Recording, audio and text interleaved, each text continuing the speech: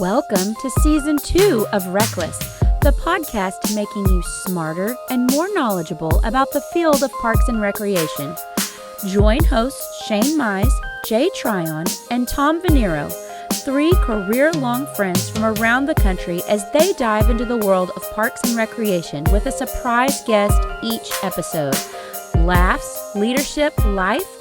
This is RecLess.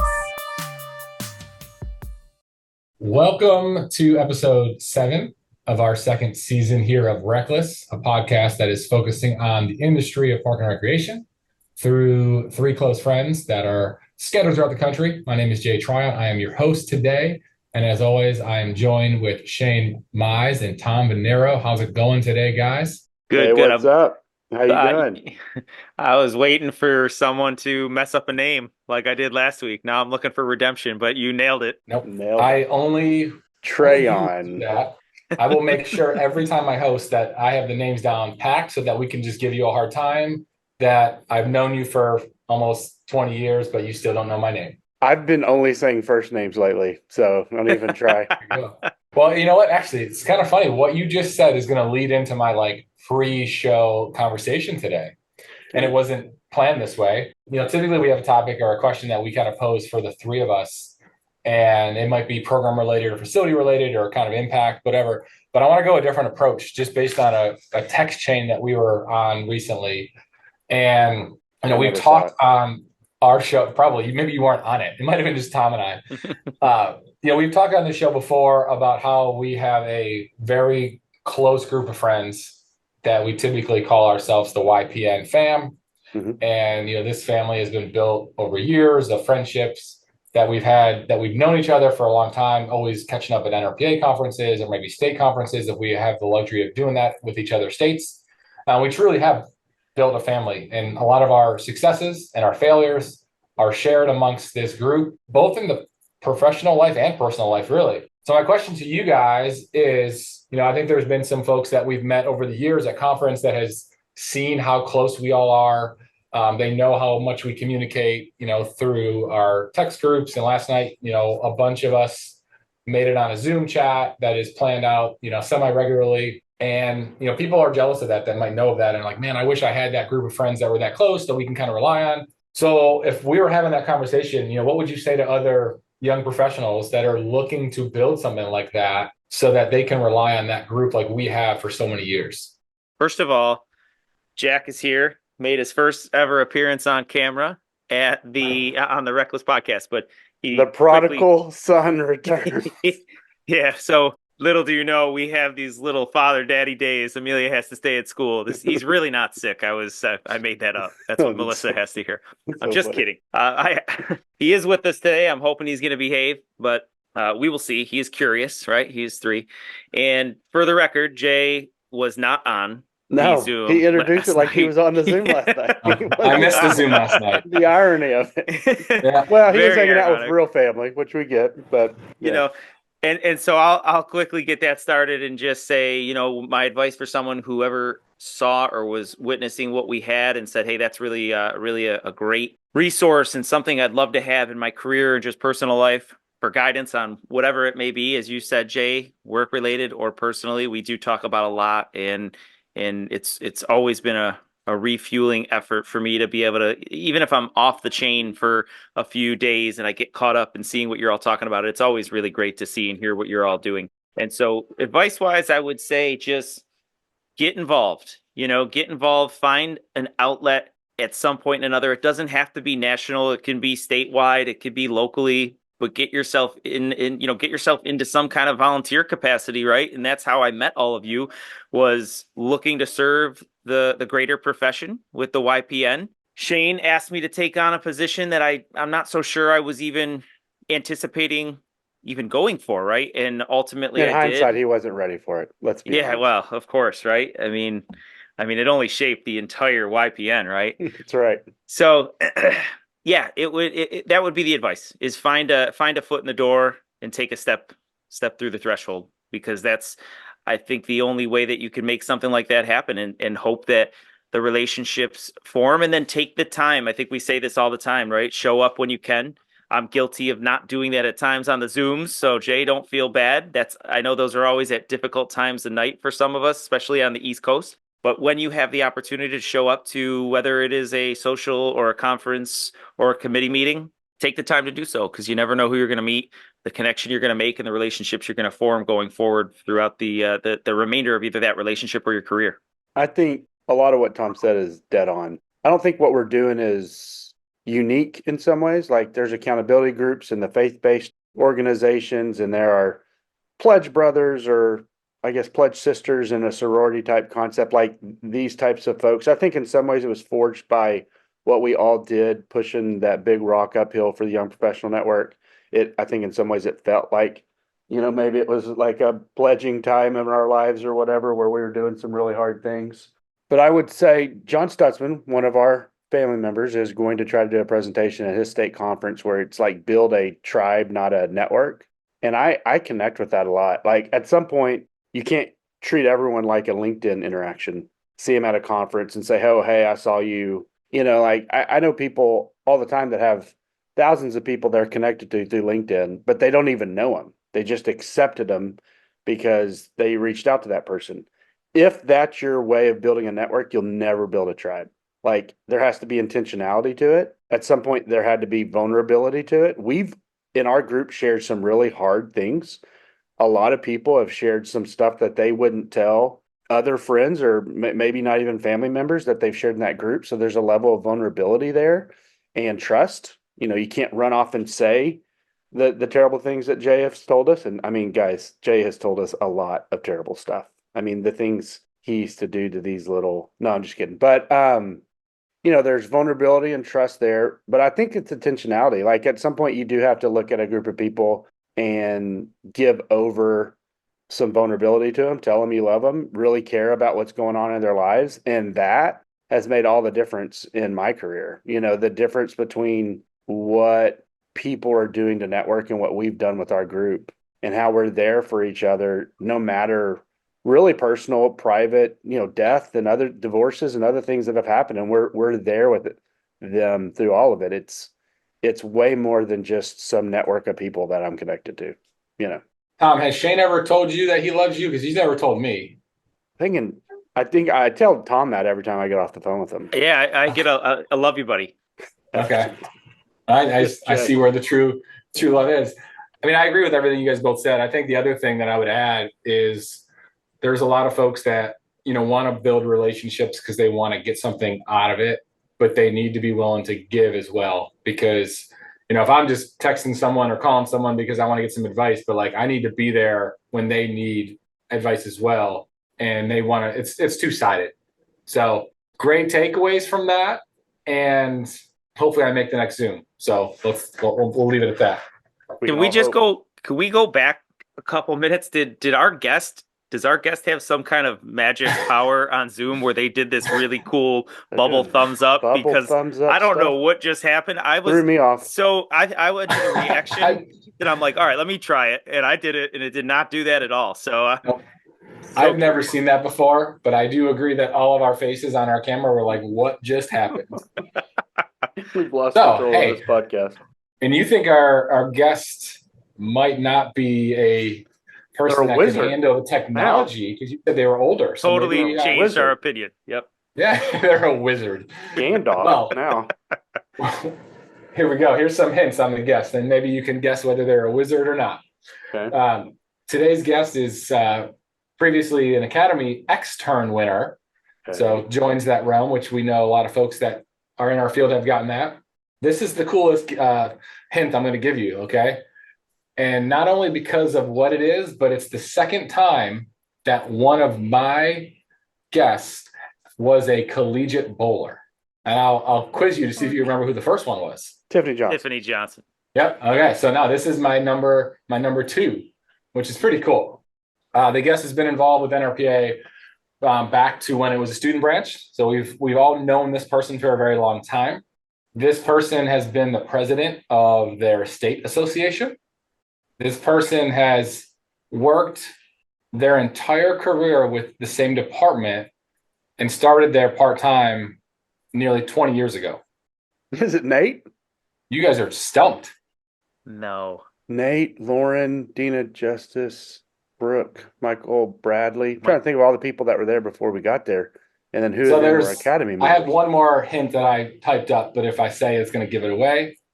And I will say, Shane, you have said the name. You don't know which name you said because you said multiple names there. But today's guest is the recreation supervisor of the Hollywood Recreation Center Nate, for Clark County Parks and Recreation. Nate. what's Come up, buddy? on. No. Nate. Hannah's about to get her editing skills tested. That's right. Nate, did you put this magic bubble on the screen? I'm the least technologically So it just happened. don't know what I did. He doesn't know how he man. did it. Dude, how's it going, man? Man, life is good, man. Both in and out of work. Like it's been an adapting couple of years outside of work with my personal life, and that's been probably one of the better things that's ever happened to me. But work is good, life is good. It's great to see you guys. I have not been to conference in a little bit. It's probably been 2 or 3 years, if not more. But you will most likely see me in Atlanta, even though Atlanta is probably my least favorite city for conference. I'm glad you're going to be there because I'm excited to see you. I was this close to doing the Dallas one just because I can go see family in the area, but yeah, didn't happen. So how are y'all? Well, Nate, What's thank up? you for being here. Obviously, the four of us had known each other for a very long time, probably at least over 10 years, back to the very early days of YPN. And, that's like you just said, you haven't been to conference in a few years, but, that has always been the longstanding time we all see each other. But, how has getting involved with both YPN and your state association and NRPA as a whole, like how did that help you develop throughout your career? It was kind of, it's the biggest thing is like the base of knowledge that you get from it. So I was actually involved at the national level, and I'm not sure if Shane remembers this, but I met Shane, I think it was in Reno. Yeah, was it Seattle? It was pretty early. Yeah, it was early. It was early in my career. But yeah, so it started in Reno when I got involved. I was part-time. I just started becoming a recreation major. I spent more time in college as a finance pre-law major than actual recreation major. And so I heard about this conference from Dr. Carruthers, and who was one of my professors. And she's like, hey, go do this, And I'm like, so I told my parents, I'm in college, I don't have money, I'm like, hey, I'm going to go do this thing, and you guys should pay for it. And they're like, is it going to help you graduate? I was like, yeah. Absolutely. It didn't, because I spent most of my time at the blackjack table, but I did meet some awesome people. And that's where kind of like that wealth of knowledge and the network started. And I think that is just what's so great about these different organizations. And it's not just NRPA. I did looked at some NERSA stuff and the people. So I can't tell you how many times I've reached out to someone that I've met through conference for just advice. It's such a great opportunity.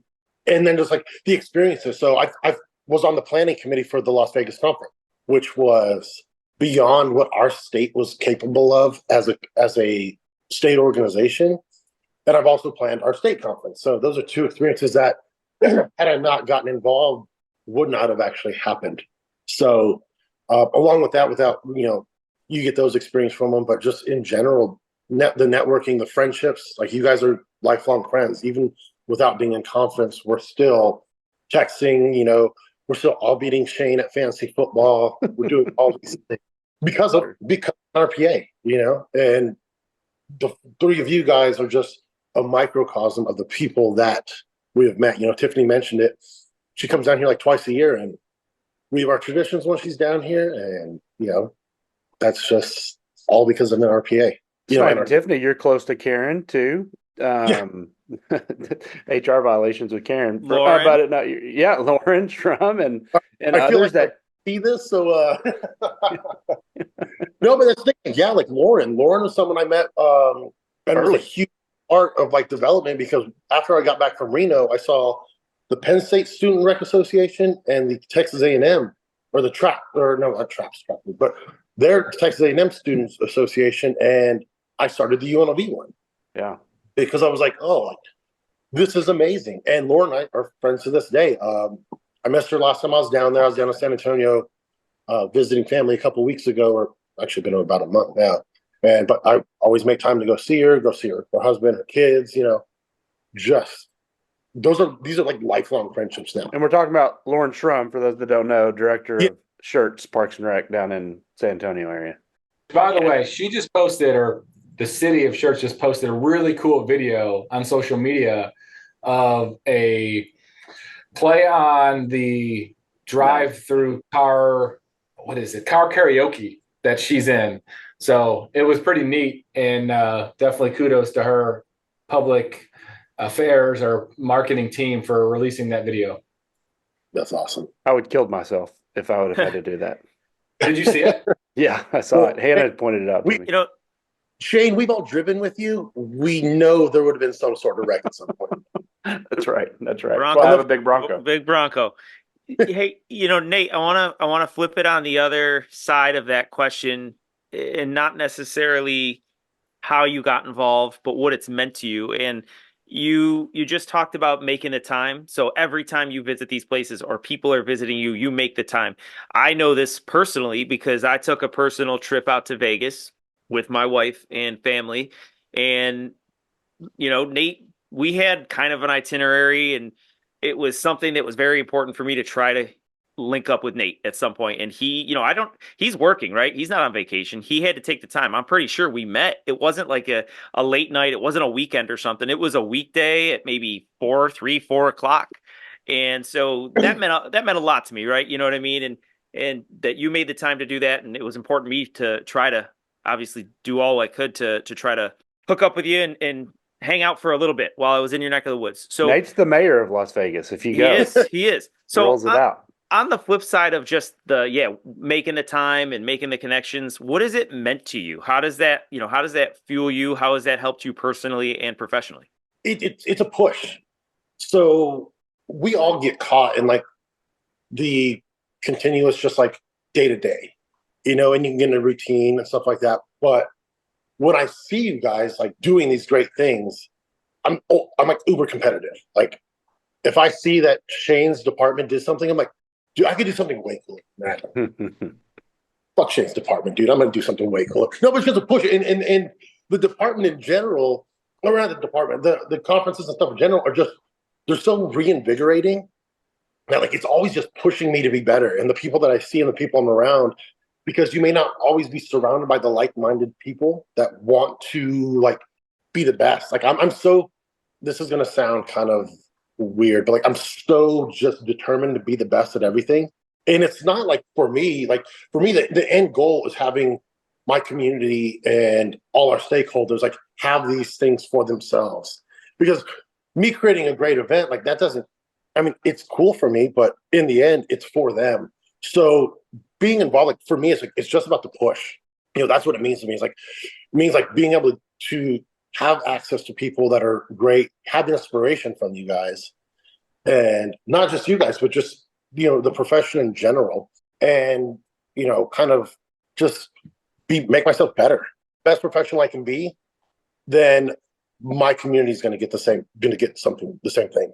It's interesting you said community. I think of community a lot when I think of you, Nate, because there are people that got into this field because they were Park and Rec kids potentially, and they wanted to be that, but that wasn't necessarily your path. You were like you said, you were in pre-law, and so, but you are a big community guy. Like you had a CrossFit gym for a while. You were interested in politics for a while. You're in Parks and Rec not necessarily to provide always just a Park and Rec outlet. You're in it for what it does to a community. How are you so community oriented? How is that something you grew up in? Is that something that culture, faith, or something that played huge elements of that? Or what would you say led to that? I swear to God, it is because of the field that we're in. So all through college, I actually worked in Parks and Recreation part-time. My parents were just like, hey, you graduated high school. I wasn't able to work with all this work. They're like, get a job. I was like, my first thought was, I'm going to go get a job in a bank. I wanted to go into finance. I wanted to go into like contract law. So I was like, okay, I'll be involved in this. And then on our graduation day from high school, my buddy was like, hey man, I got to go pick up my check from the rec center. That's where he worked. my buddy Kyle Wilcox, still a friend of mine today, like still one of my closest friends. He's like, just come with me, and then we'll go to graduation, and then we'll go to the after party. I was like, cool. Go, and his two bosses at the time, Tamara Tryon, who is still one of our senior administrators, and Amelia, who was my boss for a long time at Hollywood when I was there in my first run. We're like, fill out this application. You're going to need a job. I was like, I don't know, I'm going to get a job at a bank. I don't even know what this is. I'd never stepped foot in a rec center. And so they're like, no, like, just do it. And my buddy Kyle's like, yeah, do it, man. You can work with us. Dude, it'll be cool. And I was like, all right, let me fill it out. I'm sure my parents will be happy that I at least know how to fill out an application at this point. So I did it. And then and I swear on everything. Everyone, when I told them, I was like, yeah, they offered me the position like a couple days later. And they're like, you're going to get fired. Like, your language, because there's no filter here. Like, in here, it's going to come out of here. They're like, my parents, like, the lady I would go to church with back in the day was like, your language, you're done. But I have the ability, as soon as I step in front of a kid, it's like, nope, no cursing. Shut it down. So I started doing that, and I was like, this is kind of fun. And I had my boss at the time was this dude named Josh Schwartz, who doesn't even work in the field anymore. He actually works in family services. About 3 years in, I was like, dude, I think, the finance, like pre-law thing's not my thing. I was like, it's easy for me. I love it. I was like, but the people suck. I was like, they're so boring. Yeah. And so he was like, that semester I took like a dietetics class. I was like, maybe I'll be a dietitian. I took a biology class. I was really interested in like the Human Genome Project, like chromosome mapping. And I took a secondary education class. Like, maybe I'll be a teacher and I'll go coach, because I've always played sports my whole life. And he goes, well, why don't you take a recreation class? I was like, a what? He's like, yeah. He's like, I just graduated. He's like, take a recreation class. So I took Dr. Carruthers' social psych of recreation. I walked in the first day and I go, these are my fucking people, man. Like, these are like, everyone was very outgoing. And from there, it just lit that fire. And the next turning point was what I thought was going to be one of the biggest hurdles in my life, and something that when I initially was told, I was very turned off by it. This is going to be, I'm going to try to shorten the story because it gets to the lengthy. I went from working at the Hollywood Rec Center, where was in the neighborhood that I grew up in, really large center. And my boss at the time, Bob Dwyer, who has since retired, was like, hey, we're going to move you to the Cambridge Rec Center. And I go, wait, what? Last week you told me I was going to aquatics. And he's like, no, we just, this is like for the better good of the department. I go, in my head, I'm like, fuck the department. Like, what about me? Like, this is very, and so I go to literally one of the worst, highest crime rate to this day still, communities in literally the nation. I'm working off of Cambridge and Twain, and one block over, Cambridge and Sierra Vista was number 4 for murder rate in the country. Wow. The neighborhood was considered 99% homeless. It's filled with weekly and monthly rentals. And I go, what am I doing here? I go, I don't know anything about this. And I was like, but this is my job. I'm going to go in 100%. And I just did it. As I was going through there, I saw the need for a positive influence and positive experiences for these kids, because we were the hub of the neighborhood.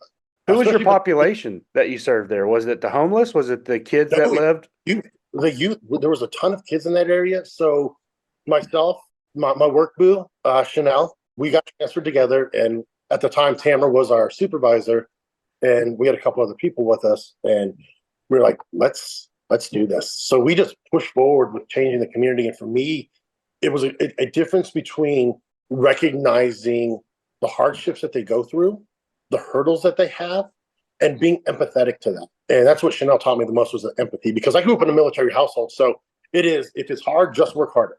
That's not instilled in everyone. So by the end, after getting promoted and then hiring a gentleman named Miko Stenson, who now runs that center, we were sending kids to school. Awesome. Kids were graduating. We had an AAU basketball team that was, in the circuit. We had a couple kids off of that go D2. It was all about just the community then. And Tom O'Rourke hit it on his podcast, because if anyone knows, for the last 3 days, I've been listening to this podcast nonstop. Even makes more sense now. The first months that you guys were on it, I didn't listen to it at all.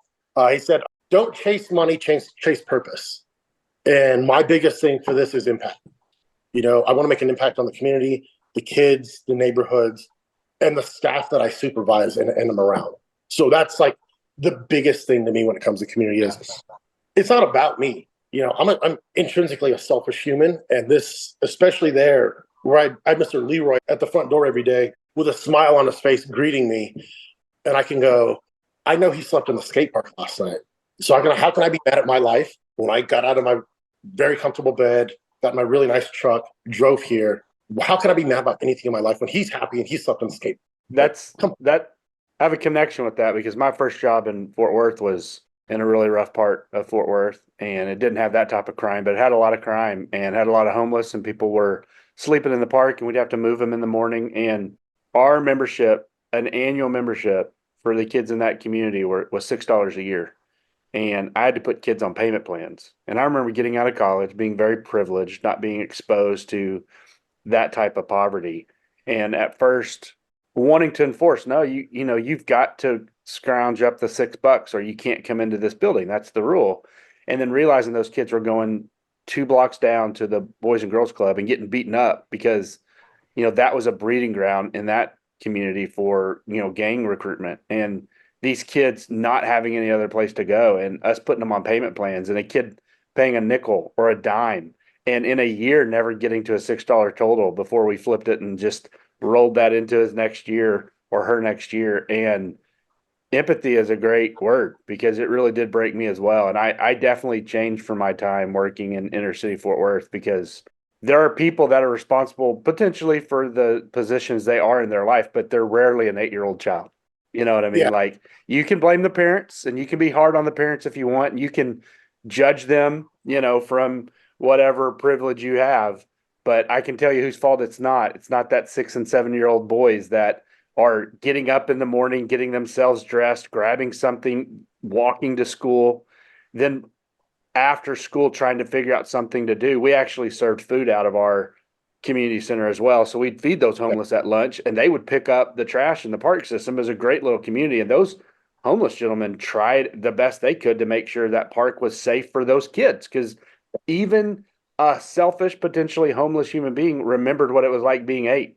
And the innocence that is lost in a neighborhood like that is totally different. And it happened so much earlier. So love to hear that story. It definitely reminds me of part of time in my career where I was like, wow, if I don't do anything else, if I'm doing this, it matters, you know, to these kids. And what's been really cool through the power of Facebook, and I'm not a big social media guy, but some of those kids have reached out to me, you know, Mr.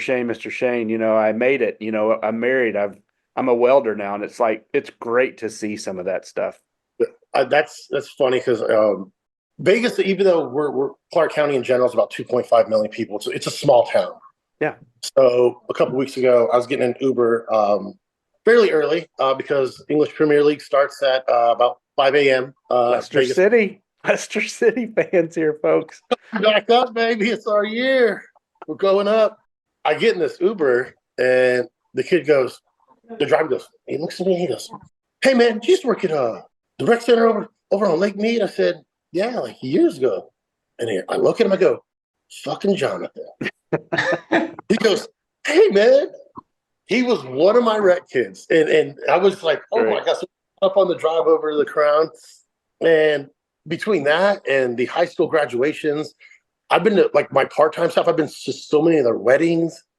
Like, That's awesome. I've seen people grow up, and I'm just like, this is something I would not have gotten in any other field except for maybe education. Yeah. Well, You know, I don't think in it being my goal was doing contract law. I don't think I was going to be getting invited to any kids' birthday parties and stuff like that. You know, let me ask you a kind of a follow-up question similar to that path is, you know, your current role as a supervisor of Hollywood Rec Center, you said it a few minutes ago, you worked at that rec center early in your career, 15 years ago. What's it like being back there? And, you know, how have you seen the growth there with the community or the families that you've seen from when they were, you know, maybe 5, 6 years old to if they're still coming now and they're now 20 years old? Complete 180 as far as the demographic goes. Okay. Before, it was largely, and this is going to come off hopefully not semi-right. It was a bunch of white Mormon families because the Mormon temple is literally 3 minutes down Hollywood. So when I come back, you know, I'd seen the transition that the neighborhood was going through, and I knew the churches in the area were starting to offer a lot of the offerings that we were offering, you know, from basketball to Zumba, a lot of the big things that were coming in. as well as like the educational classes. So when I get back, we have a completely different clientele. You know, we're, I would say, probably 90% minority now, very middle class, largely Hispanic. Like I think the median household income in the direct area is like 48,000. A lot of multi-generational dwellings, with it being Hispanic traditional families, grandmas in there, you know, aunts. You know, it's just that's the way that community works. And so when I got there, I looked at the offerings and I said, this hasn't changed. It's been 10 years since. So I got my staff, and I've got all new staff. My most seasoned staff is 2 years in, and I have the busiest center in the department right now, volume wise. You know, I go, all right, what do you guys want to do? And they go, what do you mean? What do we want to do? I said, this ain't it.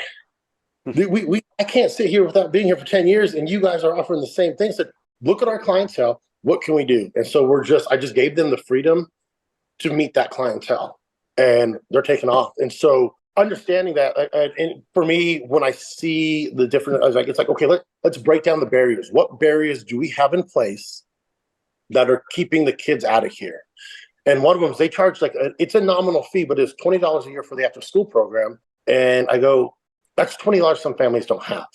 If I have 4 kids, that's now $80. Yes, it's for the year, but that may be too much. So I said, get rid of it. I said, that's gone. So we went from having like 50 kids in our after school program to 150 to 175. That's awesome.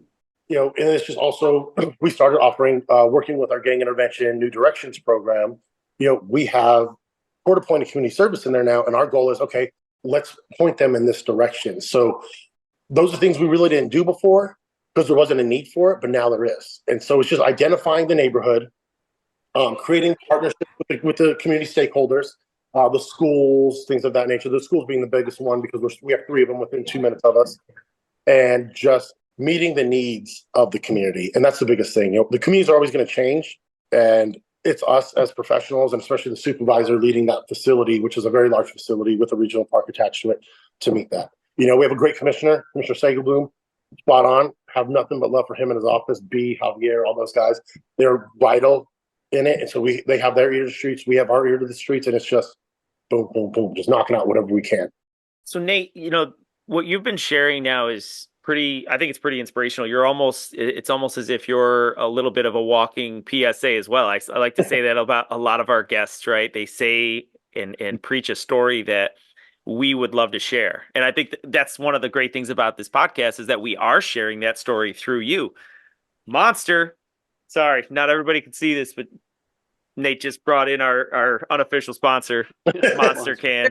And so either way, also, I just want to preface before I ask this next question that can you all imagine a Shane and Nate podcast and how many F-bombs would get dropped? Because you are the first guest, non-host, to be dropping an F-bomb on the show, multiple. But I'll say I fucking love it. Yeah. I just want to say this is where I'm actually going to segue perfect to my question. It takes a special person to be able, you said it, Shane, and Nate, to be able to have maybe the language or the way that you go about it. And you got to be special for that to be accepted. You thought at one point, Nate, I'm not going to make it. I'm going to get fired, right? But no, you guys are great people. And so Jack, I've got Jack here. He wants to get a little bit into the action here. So speaking I think of Jack wants to hear the F-bombs. That's I right. think he does too. These headphones are coming in real handy right now. So, all right. Talking about special people, I do really truly believe that those in our field are very special, right? And Nate, you said it earlier that the people in other fields that you actually use the words they suck, right? And so I won't go as that far, but I will say that the people in our field are really awesome, right? I always say that to everybody that I talk to, that you can't beat it. That said, I also kind of have this feeling that if we did pay our people what I believe they're worth, everybody would try to do it. And then that would water down this profession, right? We're sadly getting people who do it because they love it, because they want to make a difference in other people's lives, just like you just put out so well. But we don't get compensated, at least to the level that I wish that we did, right? And that's nationwide, that's profession wide. So we've been having this conversation about how do we promote this profession? And I believe you'd be an amazing champion for this. There are people out there, young individuals, who want to go into the realm of helping other people. Where do they usually look, though? Social services, caseworkers. I don't know that Parks and Recreation is ever looked at that way, is from the base level, that, you know what, Parks and Recreation is really helping people. High schoolers don't believe this is an option, basically. Exactly. No, right. Exactly. Well, So and the worst that's part is, you guys have brought it up on some of your previous podcasts. The state of Nevada has 0 recreation programs now from a collegiate level. perfect. So that's a perfect segue to my question. How would you go in there and find the next Nate? Right? The next Nate Jaramillo. They exist. There's good people out there, but they're not looking for this profession. But if they found it, I guarantee they'd fall in love with it. This is something that we do department wide, and I've always done it since I was actually like in college, is personality. I will say this: the Parks and Rec profession, we're a little different. Like, we're a little more social, we're a little more loving, we're a little more caring, and that's the biggest thing. We're so caring. So for me right now, it's like identifying. So I will say this: one of the things we get is a lot of people coming from other professions that get burnt out on them. I have 2 former teachers that used to work work for me now, at a full-time capacity, as well as a former nurse. Oh, wow. You know, hardworking people. Yeah, and so for me, it's like when I was looking at, I just had a new person start this last month, and she worked for us this summer as a part-time, but she also worked for a school. She was actually an academic advisor, and she was like, you see the personality, that desire and that love for the field and the love for the community and like the impact that they want to make. And as professionals, we all notice that. She's like, hey, her name's Alejandra. Hi, Alejandra. I'm sure you'll listen to this because I'll make you. It's going to be on your roadmap. I sit there, I go, well, do you want to do this? Like, as a job? She's like, well, yeah, I've been trying, but I haven't. I was like, just go. I can't teach the personality aspect of it. I think is something that's God-given. It's ingrained in you through growth, through when you were growing up and all that. I can teach you the hard skills. I can teach you how to program. I can teach you how to do a budget. I can teach you all those things. But if you don't have that caring, loving, just tied to the neighborhood and the community that you're in, go away. Right. Well, to Tom's point, it's really tough to find that. What tests show caring and loving very well, you know? To me, it's just seeing how they interact. How do you interact with the community? How do you interact with a angry person? Someone who's not satisfied? Are you identifying things in the community that are needed? You know, there's not one thing I think that sets it apart. It's this multitude of things all coming into, you care about the people, you know, and your ability to adapt. Like I mentioned earlier, going to that that new area that I'd never been even exposed to, the ability to adapt to that. And that's one of the biggest things. It's all about personality, because all the hard skills can be taught, the soft skills cannot. And if you don't have those soft skills of communication, caring, can you learn them? That's the hardest part. So I look at those things. There's not one thing that I'm like, that person's going to make a great recreation specialist. That person's going to be a director. It's, I think we've been in this field. Like, I've been full-time for nearly 19 years. I was in it 5 years prior when I was going to college. You just see that, you go, that person can do it. Yeah. And I feel like I've done a pretty good job so far. Most of my staff that I've had are all now been promoted or at the level that I am. So to me, it's just identifying that and just seeing it from my own experience. You know, so it's all gut in a lot of ways. It really is. Yeah. Because there's some that you see, like they've got it, and then they get into the field and like, oh no, this person's actually a complete psychopath. How do we get him out? Because they're tarnishing it. That's Jay. But you also see the people who belong in certain roles. You know, you see someone who's like, well, they're really not the community part, but they're really good at like the administrative side of things. And those people are needed as well. Like, I'm a good mix of the two. Like, I love doing budgets. You know, we're doing our strategic plan with Pro Consult, and we had like a last minute thing thrown at us Monday, and is a bunch of spreadsheets on our offerings. And I was just like, no problem. My girlfriend was like, I haven't heard from you in like 8 hours. I was like, yeah, I had a spreadsheet in front of me. I was just like locked in. And, you know, it's going back to the original question. I don't think there's one thing. I think you just see it. we just see it. And I think you guys probably feel that same way, hopefully. Yeah. So basically, you just told us that there's the soft skills and the hard skills, and that you have all of the skills. Yeah. And I'm just so the perfect Total person. package. you are. My inability to censor anything that comes into my head, which always gets me in trouble at work. No, it's great. And I really enjoyed what you said about looking outward into other professions, because the reality of it is we just, Jay, you know this, but Brock, or maybe I think you know this, Brockport's losing their program. And so You said it was a possibility. I didn't know. Is it official? It is official. It is official. So Jay's alma mater, and I have 2 semesters remaining to teach at this university to the Are you Parks and taking any Recreation field. responsibility? You have been teaching there for a while now. I guess. Hey, good point. I wonder if it starts with the students or ends with the teachers. I really don't know. But hey, the reality is that these programs are diminishing, and I can speak to that from another group that I'm a part of. So, looking outward, that's great. We're not looking to steal from these other, but you can see that, right? If they're coming from different realms, that maybe it might fit. For us, they come to us. They're like, man, right. I'm burnt out. Yeah. It makes me wonder, like, the challenges. but I wish we could do like a nationwide survey or, analysis of, how many park and rec professionals are there? How many fell into it, switched careers versus like pursued it?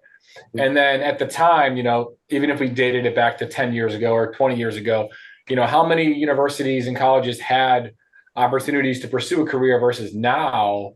And obviously, if we're seeing a decline of people applying for jobs or, having a harder time finding folks, like there's a correlation there. And obviously the impact and the support for park and rec is on the rise. Where I work, we just had a $60 million park bond get approved. I know, Shane, you've had several bond projects get approved. I mean, the communities that we serve, they want park and rec, but we can't find the staff sometimes because of a variety of different challenges. But that's really sad about Brockport. I mean, I obviously, loved my time there, and who knows where I'd be if I didn't pursue that, and whether I would have found the field or didn't find the field. But, it's just a shame because, and also as a parent, I can see kids that I'm around from coaching or, my son and his friends that love park and rec, and obviously they're only 11 years old, but you can still see like the impact that we've had on kids and youth in programs and facilities that like, they would be good at,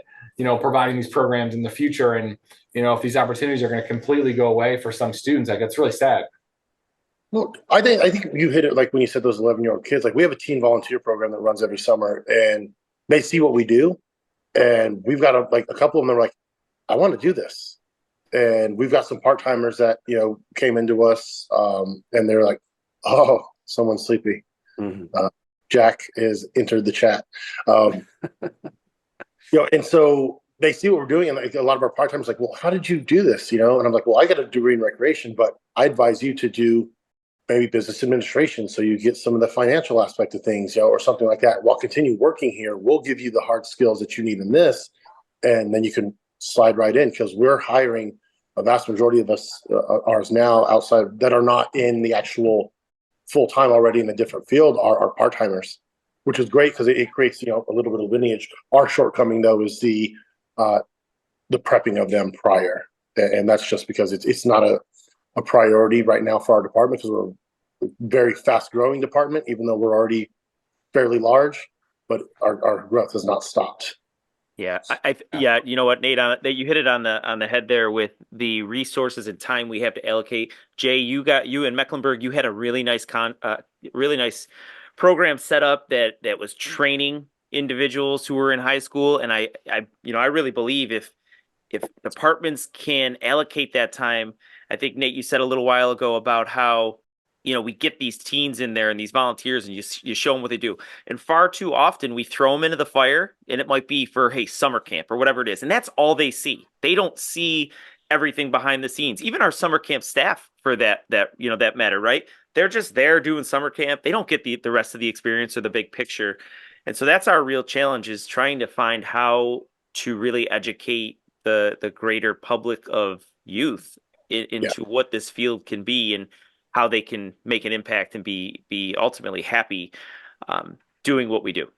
And I think that's what you could Yeah. point out a good point when it comes to like informing them. Like I always have staff. They're like, "Hey, can we go get this?" And I'm like, "We work for the government. We just can't go get anything." Right. No. I said, "Here's the 7 papers I have to fill out and the 6 signatures I have to get to go get that." Or, can you just go down and to Target and buy it? I was like, I can't because it's a bid item and I have to go through this vendor over here. Yeah. Yeah, one last real quick point is Parks and Rec, the show. I almost wonder if, as great as that was for the profession, was it somewhat of a hindrance too? Because Parks and Rec, the show, was a major joke and a satire of what we do, right? So there's people out there who now look at that show and they might say, "Wow, this is it's all kind of fun and games. It's kind of a joke, right?"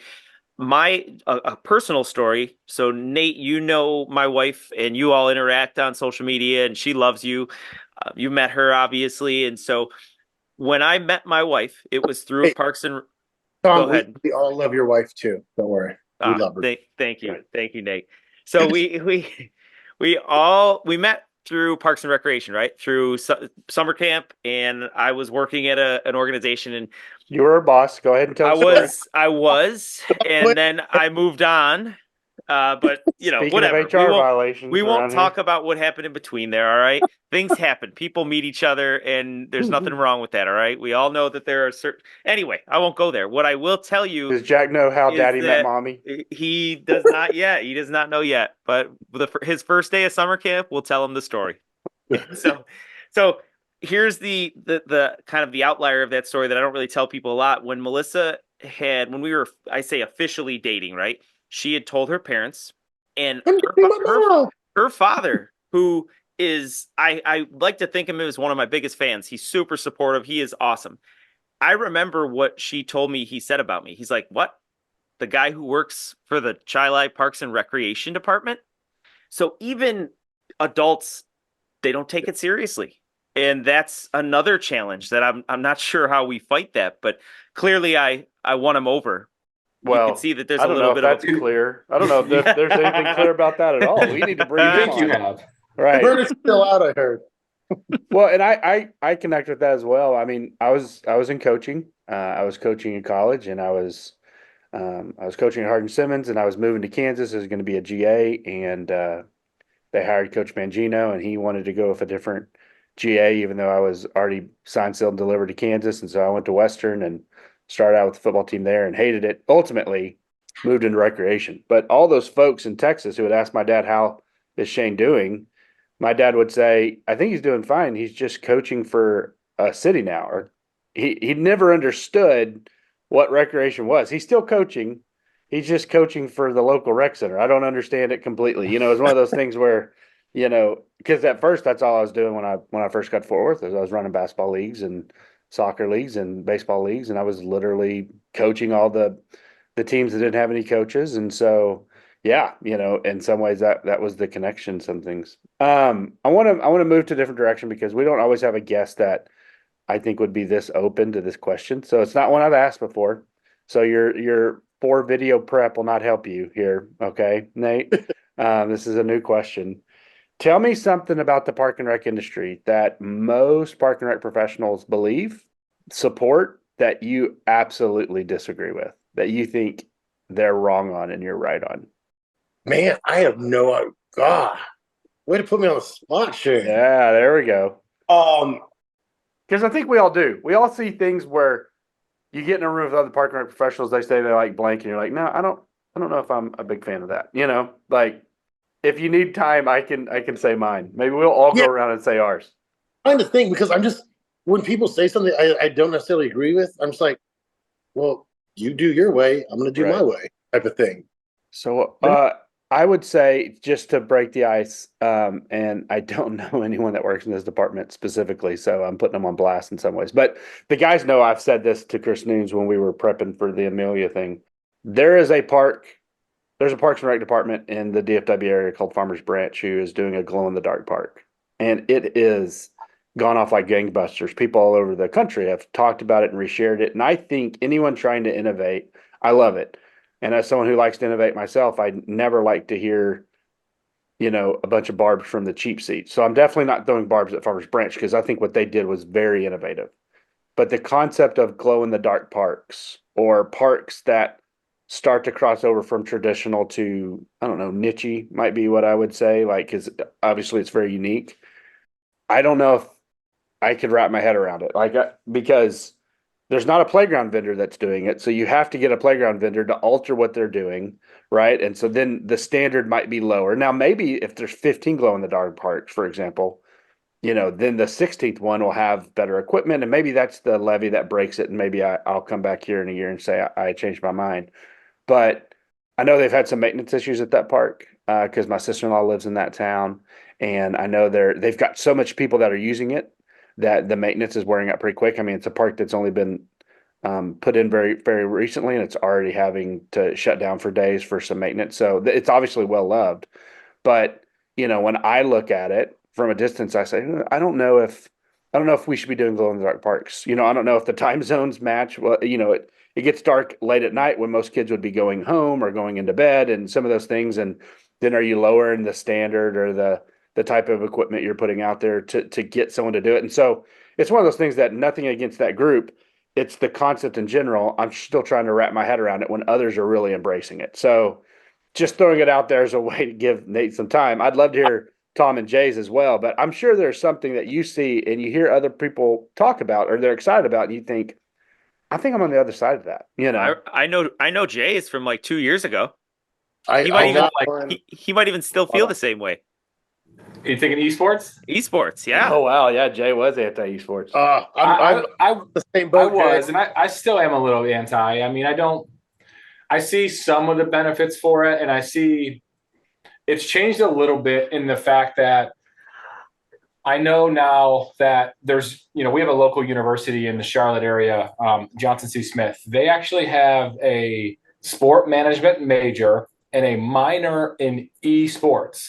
But the minor in esports is so that students can learn about coding and gaming and audio design and video design. So it's not necessarily about playing video games, but about learning how to build video games and market games and all these different things that comes in that industry, that there's always going to be a job for people to, work on the graphic designing part of it. So to me, that's really neat.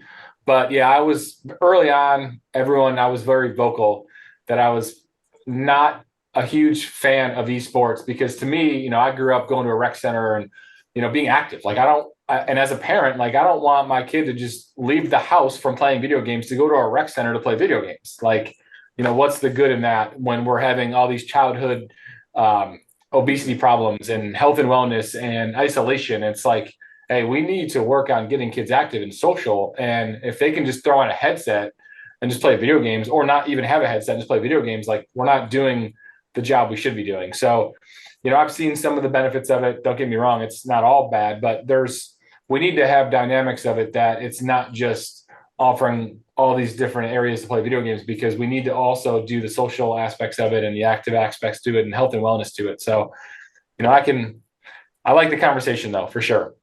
I got mine, and okay. I was actually on board with you as the same thing. Originally, Jay, I was not a big esports fan. I was very anti-video game, but that's not the one I'm going to choose. But the thing that changed me on the esports is some of the research that was done. My buddy, Dr. Ben Snickerson, did some of it on video games and dealing with children with autism and stuff like that and some of the benefits. But mine is the outdoor fitness equipment. Fitness pads and these things. And I'm looking at some of them. And being someone who I've owned a gym, I've been involved with fitness my entire life. I've been a personal trainer before. I've trained athletes. I've, all this stuff. And I'm all for anything that gets people moving. We have a very sedentary culture in general. But I look at some of this stuff and I just go, this is shit. Like from the functionality to the lack of resistance to all these things, I'm like, this is just something I feel like to charge people a lot of money. Yeah. To put in their cart for it not to get used, only to get rusted and break and all this stuff. Because what's going to happen is it's just going to be a jungle gym for kids to destroy it in some cases. And I can't get on board with it because going down RPA for so long and seeing them, it's like, come on. That's great. That's great. Nate, I will agree with you. I think originally a lot of the equipment 10 years ago or maybe less, it wasn't the most functional, and it was really just like this fad of like, oh, I can go outside and I can do an exercise, but like the equipment was awful, and it's come a long way. There's a new range of equipment that I've used that actually has kettlebells that are attached to poles. So like you could literally do a kettlebell workout. So it's got more resistance, and there's 3 different levels of it weight wise. So there's a heavier one that I think is like 30 pounds. You can't take it because it's tied to a pole, but it still gives you the ability to do something that has more. They're going to figure out a way to take it. That's one thing. But when I say it's actually, so the middle of the kettlebell is a hole, and it's tied to the pole. So like, Interesting. it's not a rope. It's not, tied to it in the fact that it's like able to cut it. It's literally part of a pole. So it's pretty unique, but I agree with you on the majority of the equipment. Tom, what's yours? Everyone else has said it.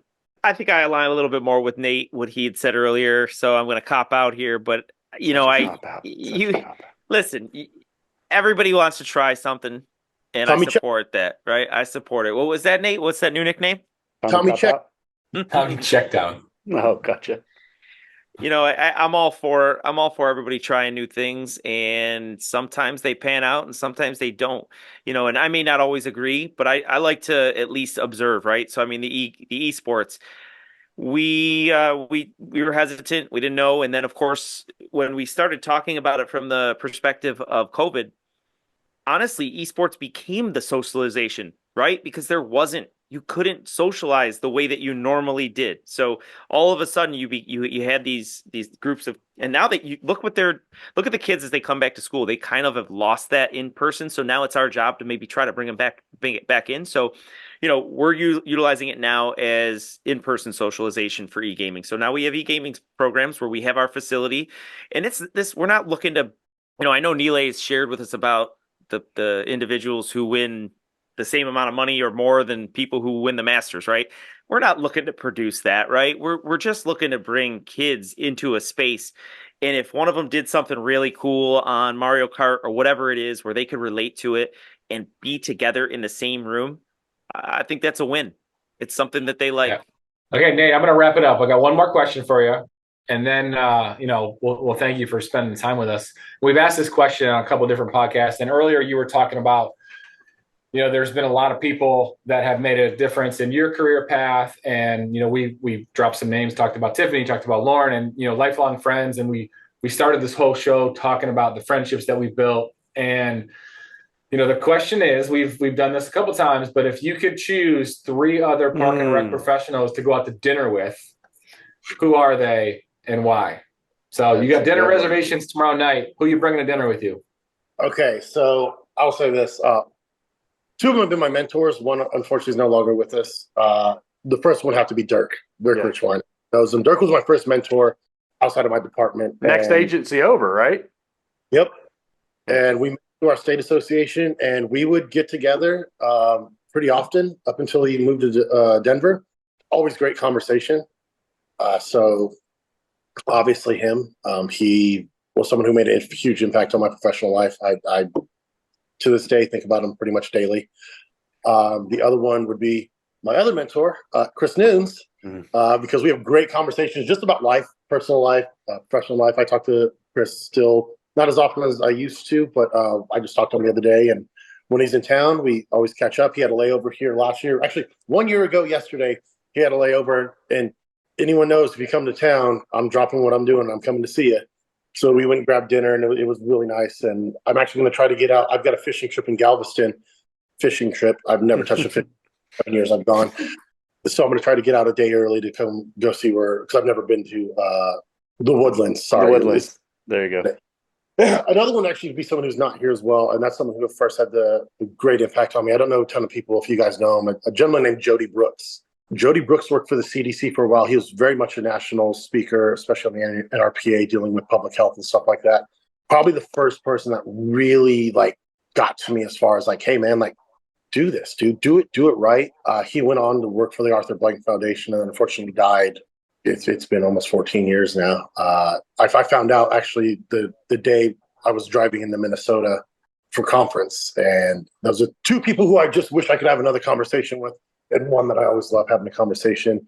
And if one of them was not available, it would actually probably be someone who I don't really know very well, but after listening to his podcast, I would love to just talk to him for hours, would be Tom O'Rourke. That's a good table. That's a Listen, you good guys That'd be table. great. Yeah. Yeah. So, but yeah, unfortunately, two of those guys are not here, but they had a profound effects on my professional life. And, they're just great humans. And obviously, Chris is just one of the greatest Parks and Rec professionals I think around. But yeah, Tom O'Rourke would the one that's like, if we need to squeeze a little seat in, we will squeeze them in because no more just because of That's awesome. Good group. Smart man. Yeah, that's a good Yeah. group. Well, Nate, thank you so much for joining No, us. thank you. Looking forward to seeing you in person in Atlanta in a few months, and excited to know that you're going to be making the trek this year.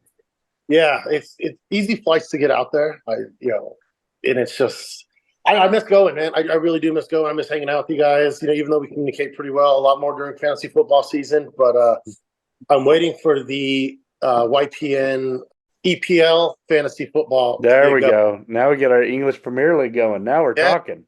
As long as Leicester is going up, I'm good with it. I'm already in one now with a bunch of English guys, and my team name is We Call It Soccer. I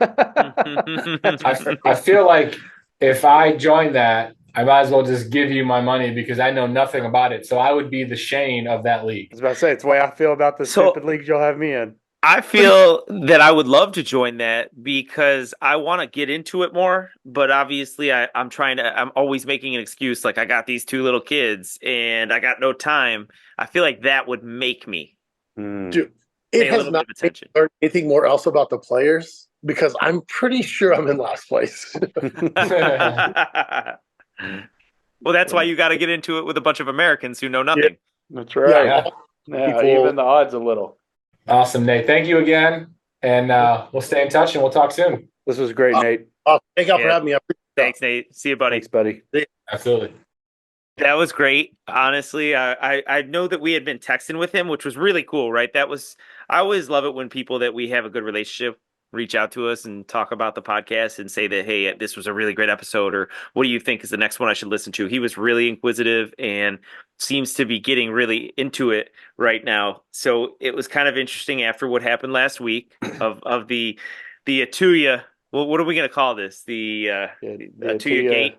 Atuya Gate. And after the booking, I don't even know how to explain it, but one week of getting a guest who was booked by the next host is incredible, right? Probably will never happen again. And so having Nate, that was such a great poll, Jay. And I love the stories. I love the direction we went because we really haven't gone that direction in any of our episodes. He's got a unique big city urban experience, which when you talk, at least for me, when I talk to people from Fort Worth or Dallas or San Antonio or Houston, they have those experiences that I have in Fort Worth. And those experiences running rec centers in those very poor, impoverished sections of urban areas are very different than the rec center I ran in Missouri City and the one I ran here in Pflugerville. It's a totally different world. And I think sometimes they feel that at NRPA. I think, Jay and I have been on the program committee, and when we're doing programs and things like that, we're talking about cost recovery, and we're talking about esports, or it just costs $3,000 to put this new gimmick or idea in a rec center space. Sometimes those facilities don't have the means to do that type of thing, and they're serving their community in a very granular way, a different way than the rest of us are. But I remembered my time doing that in Fort Worth, and it was something that I've always held very special. And you could hear in his experiences the same types of experience, this memories that he had at the Cambridge Rec, and seeing what Hollywood's even doing now. So it was great. Yeah, it's great to hear it on a personal level, because anyone that knows Nate, and you mentioned it, I think, Shane, he used to own a gym, a CrossFit gym. He's been into mixed martial arts, in this tall, tough guy, but he's got the biggest heart and wants to help the community. He values community. He loves it. Yeah. Whether it's this EPL group he's in, or our group, or the community group, or I'm sure that bowling team was super tight, and I'm sure he was, the head rabble rouser of that group. I'm sure it was, the community wherever Nate's been. I think that's something that I always think of when I think of Nate. And Nate's right. You come visit him, he drops it because he cares about seeing folks and reconnecting with folks. He called because he knows I put all of any group chat I'm in, I mute it. So he called me. He was like, I know you're not looking at our chat anymore, but he had some very nice things to say about the podcast to me as well. It just seemed to be something that he was really appreciating, and it was great to have him on. Well, awesome, guys. Well, I appreciate it. And it's been another fun conversation with an old friend that we haven't seen in several years, but looking forward to seeing him this year. Guys, Right. check over my left shoulder, please. Jack's on the top rope, man. He's fixing to jump off. This is bad. Yeah. This is a good time to say goodbye. Awesome. Take care, guys. We'll talk soon. All right. Great job today, guys. Talk to you soon. We'll see you next time, RecLess. Bye, everyone.